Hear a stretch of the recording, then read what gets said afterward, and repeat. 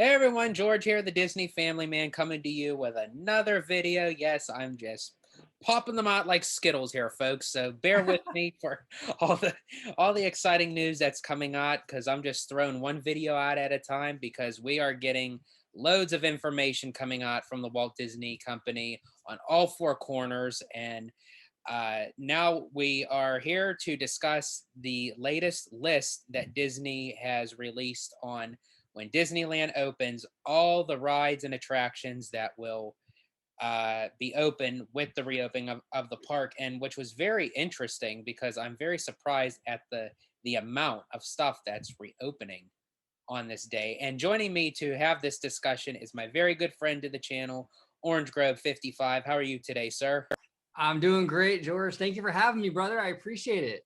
As always, it's great to have you on and talk some Disney. So, what were you surprised at the amount of things that was opening based off of like the the California guidelines of what could or could not be open in a theme park? Yeah, I mean, it seems like a lot. It seems like a lot more is reopening with the park than I expected. And there's a lot of surprises in there. And we'll touch upon this, I'm sure, in the video. But like, there's some things that make total sense.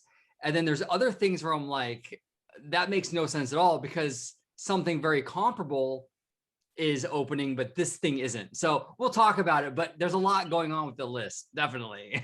Yeah, absolutely. When I first got the list and it was like, okay, the thing's opening, I thought there was going to be maybe like five or six things at Disneyland Park and then maybe like five or six things at DCA, but no, it's like it's practically the whole entire park is opening with I mean, it's crazy. And some of the stuff that is surprising to me is a lot of the dark rides with in Fantasyland, Right. because I remember the three of us, you, me, and Dre, had the conversation that it could be kind of bottlenecked, with all those attractions opening at the same time because they all kind of circulate in the center of Fantasyland. And that's sort of like, so on the list here, it's Peter Pan's Flight, Pinocchio's Daring Journey, Snow White's Enchanted Wish, Mr. Toad's Wild Ride. So I just think that's kind of interesting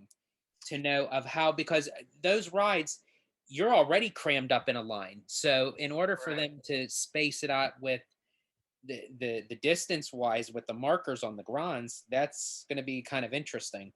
Yeah, it is. And we touched upon this, like you said, in the video with Dre. I think it was like last week sometime, where like if you're going to eliminate the indoor queuing for the Fantasyland dark rides, the only place you can put those people is outside. And when you put them outside, well, now you have these narrow little cobblestoney little pathways in Fantasyland that are crammed with people. So you fix one problem and you sort of create another problem. So it surprised me too to see a lot of those dark rides all of them actually, from what I understand, they're all reopening, which is pretty surprising to say the least. I'm glad, I'm happy for that, but it is surprising nonetheless. Yeah, it's very interesting because now, from what I understand, when the park opens, is it starting at 15 or is it starting at 25? I believe by the time we get to the park reopening, it's going to be 25. I think that Okay. based on the tier system, I think Orange County will be allowed to have a 25% capacity at Disneyland. Okay. Now they had started this with Walt Disney World, where they started at with the 35%, but it never fully hit the full 35% up until maybe possibly a few months ago. And Walt Disney World's been open since July 11th of last year. Wow. So it makes me wonder that even though that they say it's going to be 25% capacity, if it's really going to start out that way, as the amount of people that have the theme park reservations and what have you, it makes me wonder. Yeah, I'm kind of wondering. I mean, here's the thing though, is like Disneyland Resort has taken such a financial beating with this extended lockdown. Like Florida had a few months of being shut down, but they opened relatively fast. Disneyland, not so much. We've had a year and some change, which is them bleeding out, basically. So I can definitely see like Burbank saying like, hey, you know what? If it's 25, we're going to do 25. We got to milk every dime. I mean, I know it doesn't sound good, but that's the reality of business. You have to milk every dime to make up for these major losses, So it wouldn't surprise me if they really do push that to the very, very edge. It really wouldn't, just to make up for it. Well, and I was actually talking with Dre on this earlier, is that with Disneyland, they've been closed for over a year, and it's soon to hit into the 1 year anniversary of when Walt Disney World reopened on July 11th. So as Disneyland is just reopening, Walt Disney World's already been open for a full year. So it's like this resort has to really play catch up. It has to play catch up. Exactly. And I think that's why I think you're seeing the list that we're seeing where a lot of stuff is already is opening. We're surprised with how much is opening because Disneyland Resort really has to hit the ground running. They got to start getting people into this park. They got to start reversing the damage, so to speak, the financial damage. So, you can't do that if half your park is shut down and closed. So I think that's why you're seeing what you're seeing. And I think they're really going to push that attendance cap to the very, very, very, very edge. They're not going to go over it. I mean, they'll respect the state's guidelines, but they'll push it, I think, right up against that 25%, I think. Yeah, I can definitely agree with you on that notion. So starting with Disneyland Park, I'm going to go through this list really quick, and bear with me, folks. I'm going to try to read these not fast, but just kind of give you the gist of everything. So it's basically, I'm just going to read the whole entire park off to you folks. So opening at Disneyland Park is Alice in Wonderland, Astro Orbiter, Autopia, Big Thunder Mountain Railroad, Casey Jr. Circus Train, which actually what surprised me on that one. Yes. Disneyland Railroad, Dumbo the Flying Elephant, Gadget's Go Coaster, Haunted Mansion, Indiana Jones, which really, really surprised me. It's a Small World, King Arthur Carousel, Mad Tea Party, Main Street Vehicles, another one that really surprised me. Mark Twain Riverboat, Millennium Falcon Smuggler's Run, Mr. Toad's Wild Ride, Peter Pan's Flight, Pinocchio's Daring Journey, Pirates of the Caribbean, Roger Rabbit's Cartoon Spin, Snow White's Enchanted Wish, Space Mountain, Splash Mountain, Star Tours, Rise of the Resistance, Tarzan's Treehouse, The Many Adventures of Winnie the Pooh, The Enchanted Tiki Room, and Surprise Character Sightings. Yeah, I mean, there's a lot. And this is the weird thing. When you read off that list and there's things on that list that are not that different than some of the stuff that's on the list that they can't reopen. For example, Tarzan's Treehouse is reopening with the park, right? Correct. But for some reason, Chip 'n Dale's Treehouse, which is smaller, I mean, admittedly, but it's still essentially the same concept, is not opening. That's closed. Then you have things like, all the stores on Main Street are opening, right? But then the Main Street Cinema isn't opening, which is essentially the same thing. It's just basically a giant room on Main Street. So it's safe to walk into a store. It's not safe to walk into a cinema. Really, really weird stuff, and you know what? Disney might have legitimate reasons for these. And I'm sure they do. But I just, from a layman's standpoint, I'm looking at the list. I'm like, well, that doesn't make sense. It doesn't make any sense to me also why Space Mountain is allowed to reopen, but the Matterhorn bobsleds aren't. You're in a cramped little vehicle, just the same as you are in Space Mountain. So again, another inconsistency. There must be some reason for it. I can't for the life of me figure that out though. Yeah, that's what because I completely forgot about the notion of Matterhorn. And it wasn't until like I scrolled on it said the things that aren't going to be open. And a lot of them are majority of walkthrough attractions, which I think is kind of interesting because I would think that, to start out with something, you would open a walkthrough attraction over some of the things that is opening, in Disneyland's standpoint, like of where they're located for California, that it was kind of, now as like Finding Nemo, the submarine voyage, that was pretty much a given. I knew for a fact that wasn't going to go anywhere no matter what. I don't even think if Nemo is ever going to reopen, and it's just one of those things. Well, and shout out to Dave from Fresh Baked, because he actually did a video. It might have been one of his live streams, actually. I'm not 100% sure on that, but it was definitely Dave from Fresh Baked. And he mentioned a few months ago that his prediction was the submarine voyage, due to the pandemic and due to the surrounding circumstances of it basically being kind of a dead man walking attraction anyway, where they wanted to get rid of it. He was saying that he doesn't think it's going to ever reopen. And I actually, like you said, you also feel the same way. I think that attraction is done. I don't think it's ever going to reopen. I think that's going to continue to stay shut down through the pandemic, and basically it'll stay closed until they decide to renovate Tomorrowland. Yeah, I agree. I think that attraction was pretty much done, after so long anyway. And I think this just kind of pushed it ahead of time to say, hey, you know what? This is an excuse for us to start the process of getting rid of this attraction. Because I mean, it was a nice attraction. It was nice to experience it at least once. It was based off the classic, just the submarine voyage, when Disneyland Park opened. But I think now it's pretty much time that, it ran its course, and it's time to put something new there. Yeah, and it had a second chance at life. Like our submarine voyage, I believe, I don't know the exact date or anything, but it closed sometime in the late 90s. And it was vacant for a long, long time until about, I think, 2006. So like a decade or so.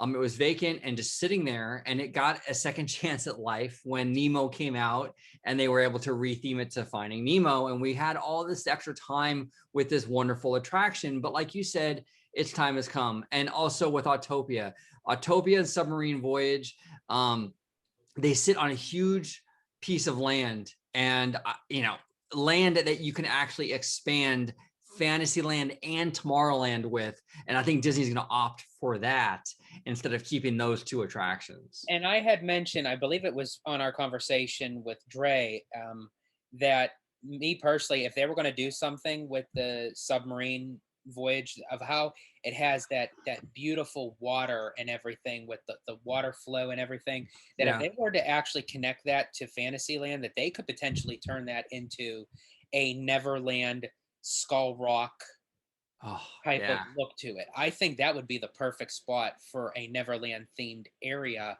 that's adjacent right to Fantasyland. Yeah, definitely. I agree with you. And I think whatever they decide to put in that spot needs to be just as aesthetically beautiful as the submarines, whether that be some sort of gorgeous rock work with fountains or something. They need something aesthetically beautiful there. I don't want to see them basically cement over it and build just a like a cement building. I want to see something that kind of complements nature to some degree, like a lagoon or rock work or waterfalls or something to that effect. Absolutely. And now, what surprised you the most as far as the attractions go of what was opening to Disneyland? Like when you went through the list and you just kind of had to do like a double take to say, really, that's opening? That really surprised me. Well, the Fantasyland rides, I think you touched upon a great point with those. They're very cramped. The rides are very, very small. They come from a different era. They're 1950s era. They've dressed them up and they plussed them over the years, but essentially they're very cramped little vehicles. They're very tight queues. I think that was the biggest surprise for me. And then on top of that, I'm just surprised at some of these inconsistencies.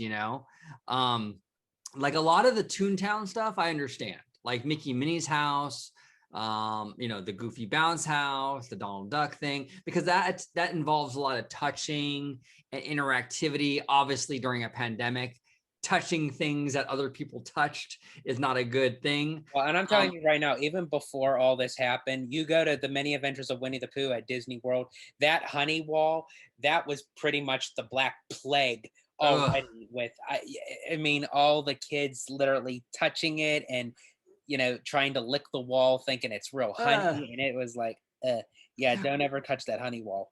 You know what, George, and I'm going to go off on a little bit of a tangent here, but I was never really a big fan. Walt Disney Imagineering really got into this interactivity thing. They've been doing it for a while now. They've really been pushing it with like the queue areas. I know like the Snow White Seven Dwarfs thing has an interactive thing too.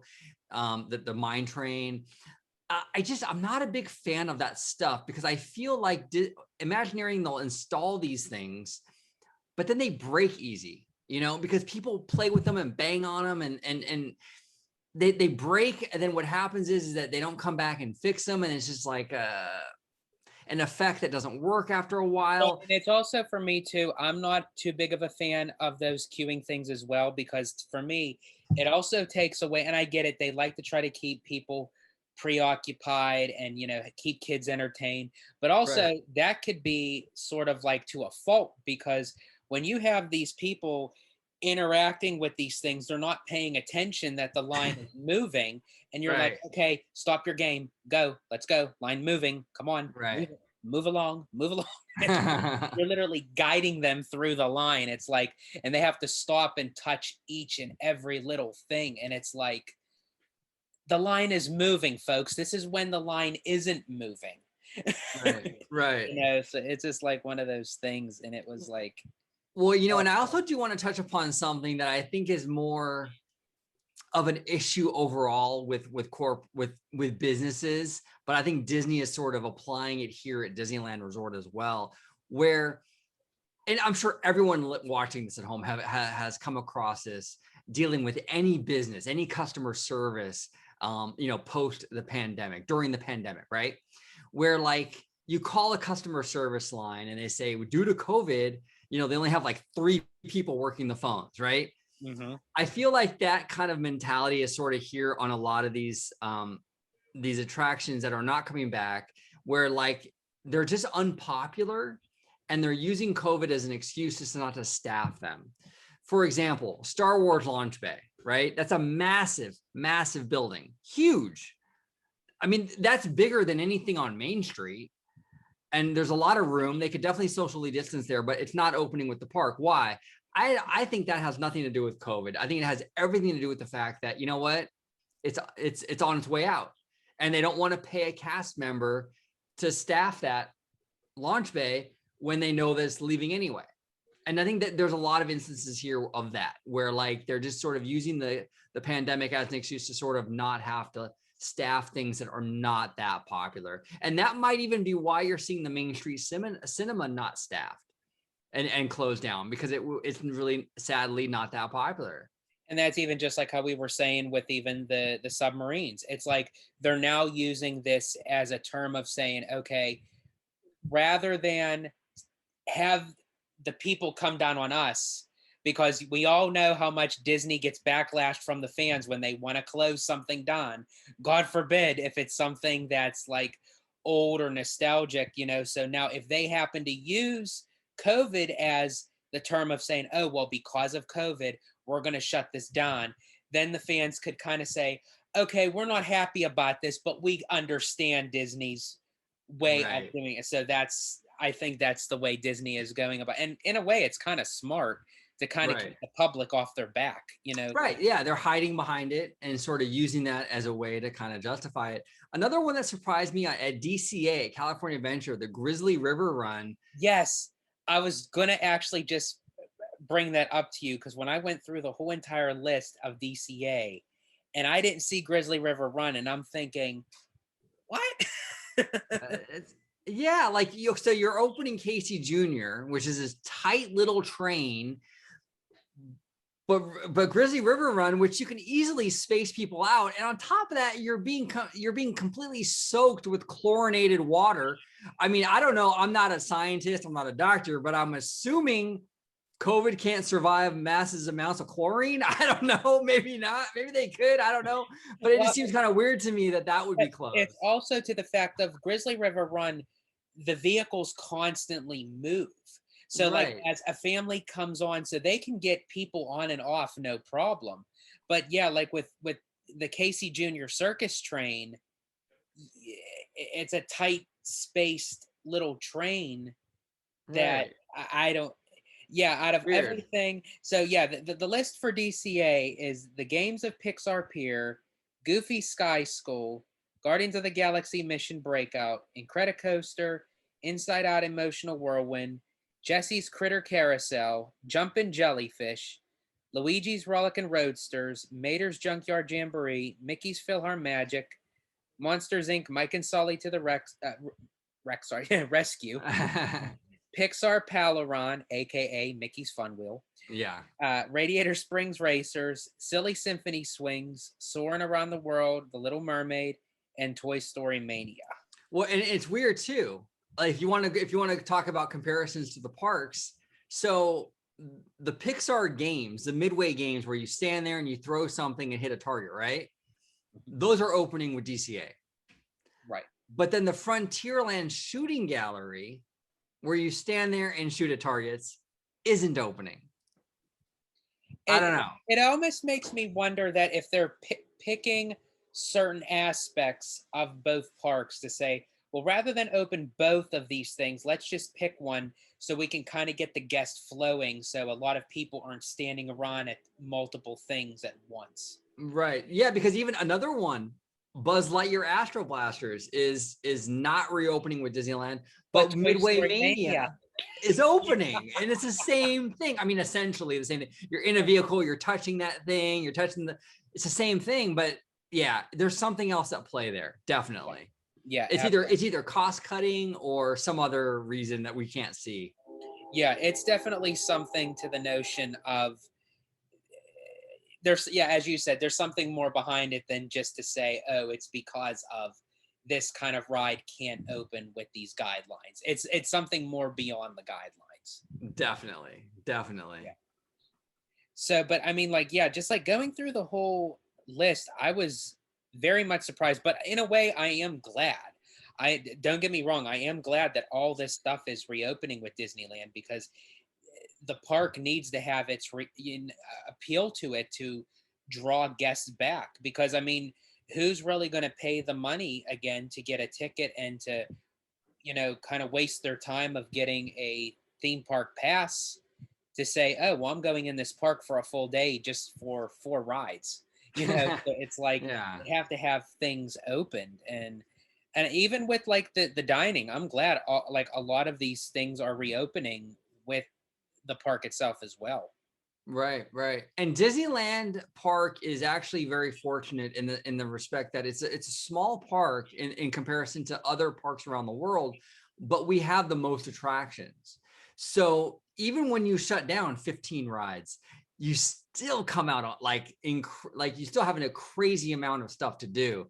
So that works to its favor too, where like they can shut down a few things and they still have a ton of stuff, And I think that's where Disneyland sort of has the upper hand than Walt Disney World, because Walt Disney World, the parks have fewer attractions than Disneyland, but they fill in those gaps with shows, with the outdoor performers. Well, because of the shutdown and the reopening, shows aren't going on. Outdoor performers are not present. So what do you then have? You have the amount of attractions that essentially was there before the shutdown, but it's not giving you a full day, aside from Magic Kingdom, of course, but it's not giving you a full day to say, hey, we got to try to fit in all this extra stuff in to stretch out our day. Where with Disneyland at DCA, you can do that in a click of a finger. Yeah, Disneyland's a packed park. It's a packed park, which really is why, and I'm going to kind of digress a little bit here, which is really why I wish Runaway Railway would have gone into DCA, because I feel Disneyland, it already has a legendary roster of attractions and family stuff. DCA would have needed that ride a lot more. And I think it works really well in Toontown, like really perfectly, but I think it could have worked just as well in Hollywoodland. And I think it would have added to DCA so much more. With Disneyland, it's like, okay, add it to the list. It's like it's already got a huge list of dark rides, and DCA could use that, Yeah. And definitely. And speaking of Mickey and Minnie's Runaway Railway, I'm gonna link the video at the end of this one. Dre and I have a nice discussion on the history of Toontown and how it's going to be when Mickey and Minnie's Runaway Railway does get implemented into that part of the park. So it's a definitely good listen to. So definitely check that out at the end of this video. And I have to ask you, because now we were talking about everything opening. So aside from getting all this whole entire list of everything opening at Disneyland Park and Disney California Adventure, then lo and behold, out of nowhere in the shadows, we get this huge announcement. Oh yeah, from Disney. By the way, folks, add this onto the list. June 4th, Avengers Campus. And it's like, hello, people. Yeah. It's crazy. Now, first of all, I gotta say, I did not expect June 4th. Oh no, neither have I. Yeah. That completely threw me out of left field. That threw me off. I was really expecting, like, we were all talking like maybe July at the earliest, but probably the fall. I think you and I and Dre even talked about that. So when they said early June, it was like, whoa, like Chapek is not playing. He's like, he wants to hit the ground running, make that money back. You know, he's trying to get people back into this park. Which I understand. I understand. It was closed for over a year. I totally get it. But I was really, really shocked. In regards to the actual land and some of the footage they showed us, I think it looks absolutely incredible. I really like the aesthetics of Avengers Campus. I think it looks great. And it's obviously a step up, a few steps up from Bugs Land, which is really just a carnival area for kids. This is a little bit more of a, you know, it's going to give everybody a chance to enjoy this area. I think everyone loves Marvel, whether you're a small kid, an adult, whatever. So it's definitely a great addition to DCA, and it kind of adds a new aesthetic to the park where we don't really have this like technological centric area, the space in DCA. This is the first time we're seeing like a Tomorrowland in DCA. So it adds that new element to the park, which is great, I think. So overall, I'm very happy about it. I think it's going to be a great addition. I think it's going to be incredibly popular. Now, aside from the e-ticket attraction, which is not yet ready, and it will be probably in a few years or so. Yeah. Is everything essentially going to open with the land on June 4th? As far as like the microbrewery and the Pin Kitchen and the Doctor Strange Mystic Art Show and the Spider-Man attraction, is that all essentially going to open with the park? That's what I understood from the press release, that the land and everything was going to open on June 4th. Yeah, I mean, unless there's some sort of like fine print thing I missed, they made it sound like the land is opening, like the Doctor Strange, the Spider-Man, all of it is coming when it opens. Now, that might change. I don't know. Maybe they're leaving that stuff out and they're not telling us stuff that, you know, I don't know. But they didn't mention any alternate like future dates for these other elements of the land. They just said it's opening on June 4th and here's the list of what you can do in the park, in the land. So I'm assuming it's all opening on June 4th. Okay. Which would be very, very interesting. Now, if you think about it, like when all is said and done, when Avengers Campus gets the eventual e-ticket, the Avengers e-ticket, and then they have Mission Breakout, which is arguably another e-ticket, and then they're going to have like the C or D ticket, which is Web Slingers. For such a small little land, this land is going to pack a pretty substantial attraction count, you know. I mean, to have 2 e-tickets and a C or D ticket and a show and an animatronic stunt thing, it's kind of a lot for a little area, you know. That's kind of like pushing the boundaries, even with how Universal has done with Wizarding World, because you essentially have, like in Wizarding World down in Florida, you have, you know, Hagrid's motorbike adventure, then you have the Forbidden Journey, you have the Flight of the Hippogriff. So you have like these multiple attractions all in one land, where typically with Disney, they usually have like 1 or 2 attractions per land. Right. So it's like nowadays, like not like back in the day with Fantasyland and Tomorrowland, they had multiple attractions, but usually now with newer lands, like with Galaxy's Edge, it's usually like 2 attractions. But now, like with Avengers Campus, they're having 3 rides, a show, a stunt audio animatronic Spider-Man flinging everywhere. So it's gonna be very interesting. Yeah, absolutely. The land when it's completed, so to speak, completed, with the 2E tickets and the C or D ticket with Web Slingers, I think it's going to be a pretty, that's a pretty substantial land. As lands go, that has a lot to offer. Yeah, I'm very interested to see on June 4th of more so, as you said, it's going to open, but I'm curious to see how they're actually going to open it. Right. Like as far as like how are they going to implement the guest flow, and how are they going to do like the physical distancing as far as like with the attractions go, and with the Doctor Strange Mystic Art show and what have you. So it's definitely going to be very interesting. Definitely. And I think you're going to start seeing things move very, very fast now with Anaheim. I think now that we've gotten the green light to sort of open things up, they're really going to start just getting things, because they have to recover now. It's going to be quick. I think it's going to really snowball. Oh And yeah, we're I going to think start seeing things. once April 30th comes and the gates reopen again, it's just gonna. I think honestly, Disneyland is probably going to get so much more revenue in a month than what Walt Disney World did upon reopening. Because when Walt Disney World reopened, everyone was still kind of nervous of Scared. how are we going to do this, and it's like after a year now, everyone's just like guns blazing. It's like open these gates, it's like let us Yeah, in. yeah, exactly. Now people have gotten the vaccine. You and I have gotten the vaccine, and we Yes. were texting. I was sick as a dog, but you were okay, and she was sick. Yeah, I know. You know. Yeah, it was just like on the same day too. It was like we're like, oh yeah, we're good, we're cool, we're fine. Yeah, We we're got it. cool. We're like, ugh. Ugh. It knocked me out. Like I got mine at like 9 o'clock in the morning, and then by like 7 o'clock that night, I started to feel really achy, and I had the chills. I couldn't stop shaking, and then I woke up at like 1 in the morning, like trying to throw up. It was bad. Yeah, that was like it was like completely fine. We're like, okay, we're good, we're fine.